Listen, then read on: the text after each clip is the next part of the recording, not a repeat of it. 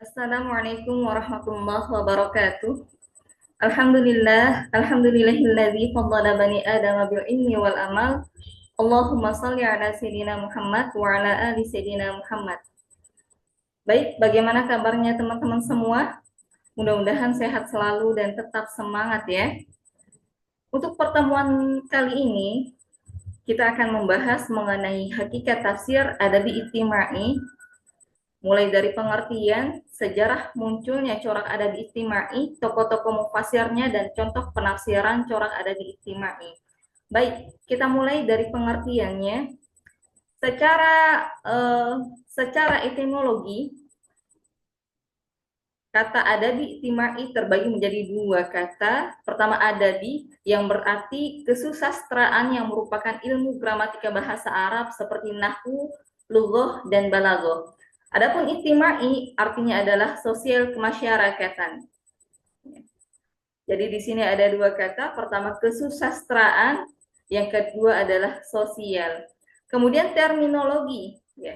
Definisi secara terminologi, yang pertama adalah penafsiran Al-Quran dengan rumusan redaksi yang indah dan menarik, dengan tujuan untuk menarik jiwa manusia dan menuntunnya untuk lebih giat beramal serta melaksanakan petunjuk Al-Quran. Yang kedua, menghubungkan ayat-ayat Al-Quran dengan sunatullah yang berlaku dalam masyarakat agar tafsir Al-Quran dapat diterima dan dipahami dengan mudah oleh masyarakat karena adanya kaitan apa yang terkandung dalam ayat Al-Quran dengan realitas hidup yang mereka alami. Kemudian, bagaimana sejarah munculnya corak adabi ijtimai? Yang pertama adalah terkait latar belakang historis. Ada sejarah yang mungkin cukup familiar di kalangan akademisi terkait munculnya corak tafsir adabi ijtimai, yaitu karena metode tafsir klasik dipandang kurang responsif terhadap persoalan sosial dan cenderung bersifat teologis, fikhiyah, atau filosofis.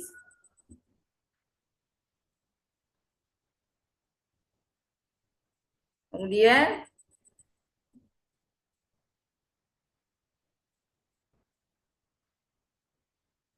sebetulnya kapan sih, bagaimana sih sejarah lahirnya istilah adabi ijtimai, ya? Meskipun istilah ini tidak digunakan langsung oleh Abduh atau Muhammad Rashid Ridho sebagai tokoh pelopor corak tafsir adabi ijtimai, namun istilah tafsir adabi ijtimai muncul kemudian untuk menyebut pendekatan mereka. Corak ini kemudian dilanjutkan dan dipopulerkan oleh Ahmad Mustafa Al-Maraghi, seorang ulama Mesir, melalui karya tafsir Al-Maraghi.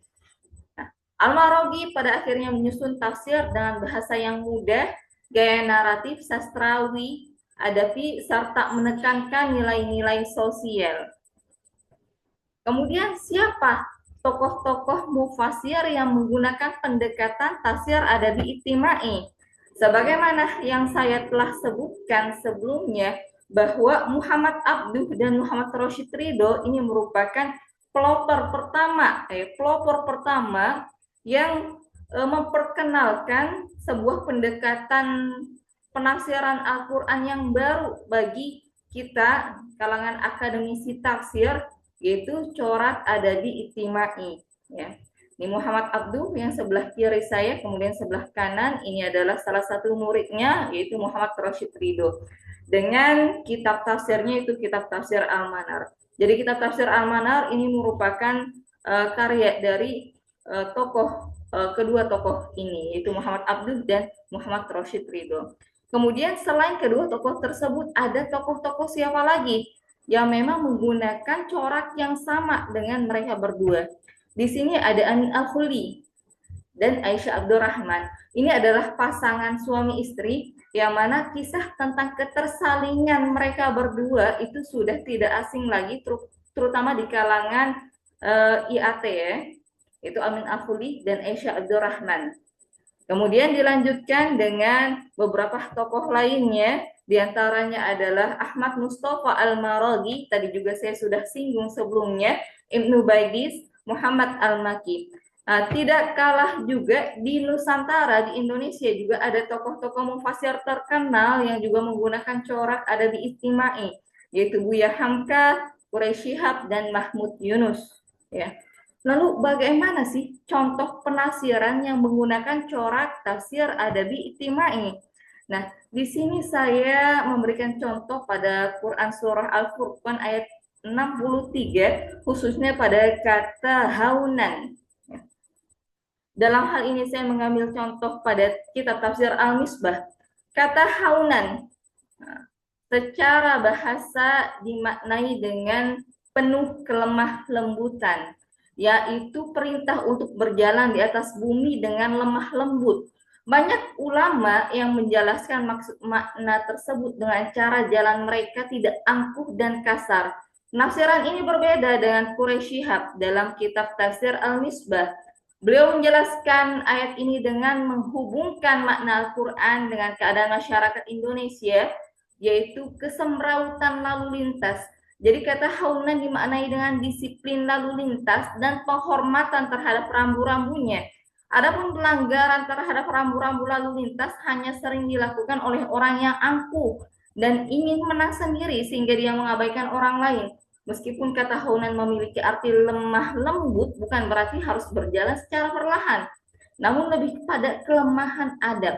Nabi Muhammad SAW dilukiskan sebagai yang berjalan dengan gesit, penuh semangat bagikan turun dari daratan tinggi.